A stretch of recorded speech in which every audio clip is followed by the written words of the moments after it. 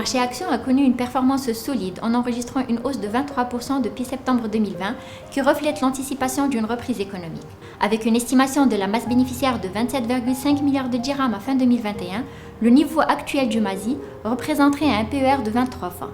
Il s'agit certes d'un niveau record depuis les 14 dernières années, mais qui nous semble cohérent avec le contexte actuel de faible rendement obligataire. Dans un contexte où le PIB pourrait atteindre 5,3% en 2021 et où la masse bénéficiaire des sociétés composant le MASI pourrait connaître une amélioration de 38% par rapport à 2020, nous privilégions une approche de placement axée sur les secteurs cycliques tels que le secteur bancaire et celui du BTP. Le secteur bancaire devrait bénéficier d'une dynamique continue de croissance des crédits, soutenue par des initiatives publiques telles que les crédits garantis par la CCG ou encore d'un allègement du coût du risque par rapport à celui de 2020.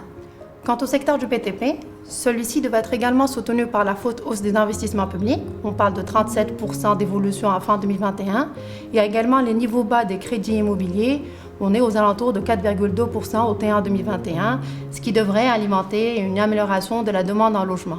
À ce stade, nous pensons que le marché boursier intègre globalement le potentiel de croissance, surtout après le rebond enregistré depuis septembre 2020.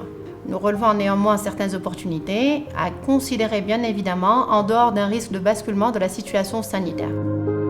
Je vous invite à consulter notre rapport sur la stratégie d'investissement pour l'année 2021.